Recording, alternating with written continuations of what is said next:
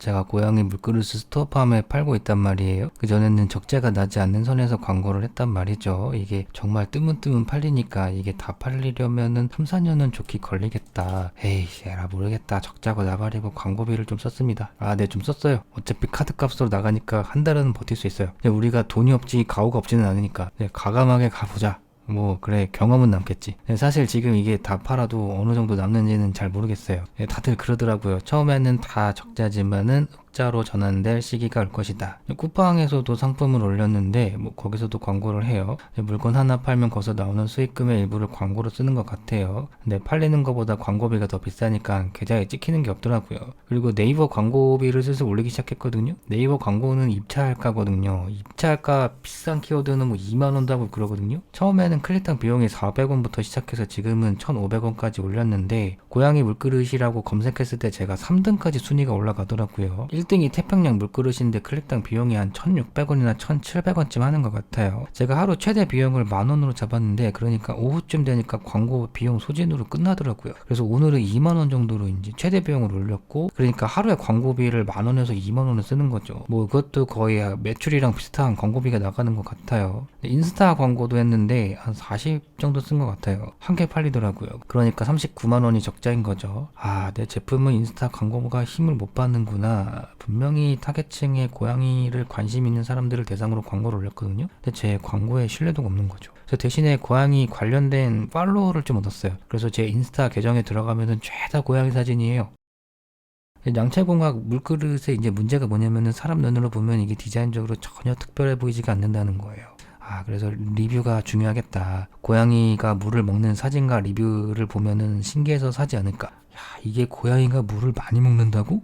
이거 별것도 없는데 이게 뭐라고? 아니, 고양이가 오줌을 이렇게 오래 싸? 상세 페이지는 아무리 잘 해놔도 귀에 걸면 귀걸이, 코에 걸면 코걸이처럼 들릴 수도 있겠다. 이게 더 말하면 잔소리처럼 보일 수도 있겠다. 그냥 리뷰를 많이 확보를 하자. 그래서 이번에는 여러 집사분들한테 인스타 DM을 좀 보내봤어요. 물건 받고 리뷰를 좀 써주실 수 있느냐. 그 중에 몇몇 분이 응해주시더라고요. 그 중에 한 분이 저를 뵙고 싶어 하시더라고요. 내가 갈라 그랬는데 직접 사무실로 오시겠대요. 캣 스타일리스트라고 하시더라고요.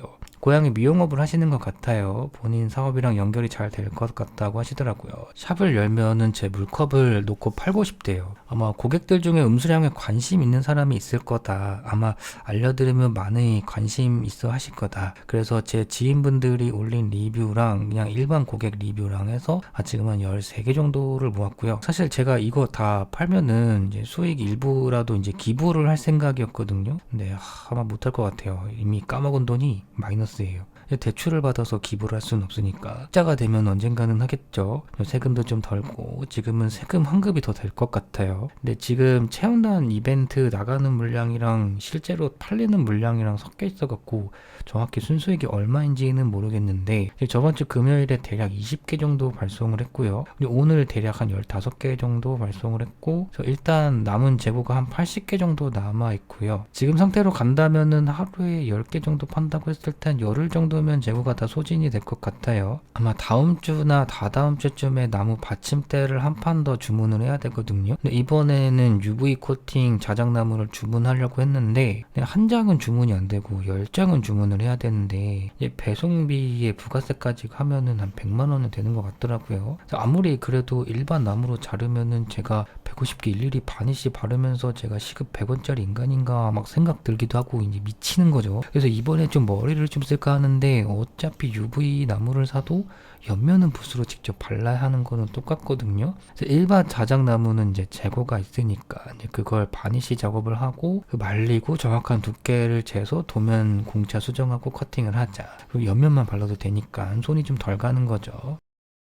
이번에 새로 올라온 리뷰들을 좀 읽어보면서 느낀 게 건강검진 때 탈수증이 있는 고양이도 있더라고요. 물그릇에 물을 담아줬더니 물을 굉장히 오래 먹더라. 아마 예전에 쓰던 물그릇이 마음에 안 들어서 물을 안 먹은 것도 있었나봐요. 제가 다 뿌듯하더라고요. 그리고 의외로 나무 받침대 조립하는 거를 재밌어 하시더라고요. 나는 그냥 패키지 크기 줄이려고 조립은 직접 하세요 였는데 이거 레고 마냥 쏙쏙 들어가는 게 1링이 된다. 이게 제가 공차 수정만 4번을 했거든요. 이게 약간 뿌듯하더라고요.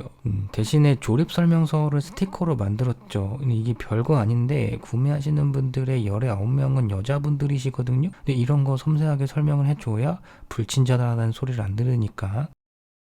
나무 받침대를 하나의 갬성으로 생각을 하시는 분도 있더라고요. 예전에 도기만 팔 때는 주문하고 바로 취소하신 분도 있었거든요. 이거는 가격을 떠나서 살 가치도 없는 거구나. 이럴 거면 그냥 다이소 가서 2,000원짜리 머그컵을 사지 뭐다로 10,000원짜리 컵을 산다. 근데 나무 받침대 하나가 들어가면서 내가 살만한 가치가 있는 제품을 샀구나 생각을 하시는 것 같더라고요. 그러니까 아무리 부자라도 내 주머니에 돈이 많아도 살만한 가치가 없으면 안 사는 거죠. 근데 부자일수록 돈의 가치를 정확하게 아는 것 같아요. 현명한 소비를 하는 게 중요한 거지 가격이 싸고 비싸고가 중요한 게 아닌 것 같아요.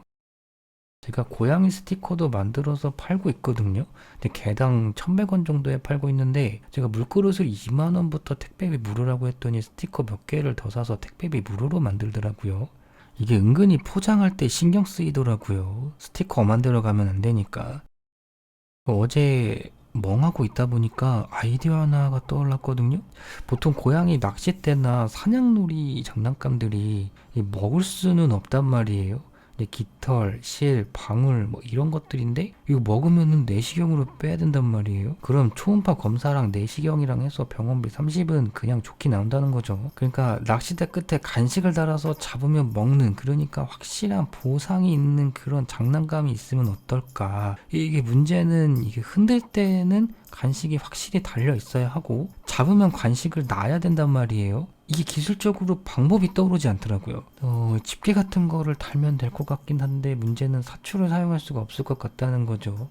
근데 고양이가 물고 빨고 할 거란 말이에요. 이 플라스틱을 위생적이지가 않겠죠. 좀 다른 소재를 찾아봐야 할 것 같은데 보통 노즈위크로 많이 사용하는 소재로 이제 부직포나 이제 폴리에스테르의 천을 많이 사용하거든요. 아니면 가죽이나 이거 시급 100원짜리 핸드메이드 각인데 이거 비싸게 팔 수도 없고 뭐 내가 뭐 에르메스 장인도 아니고 이걸 어떻게 비싸게 팔어. 일단 내일 화방 가서 재료 몇 개 좀 사다가 프로토 목업을 좀 만들어 봐야 할 것 같습니다.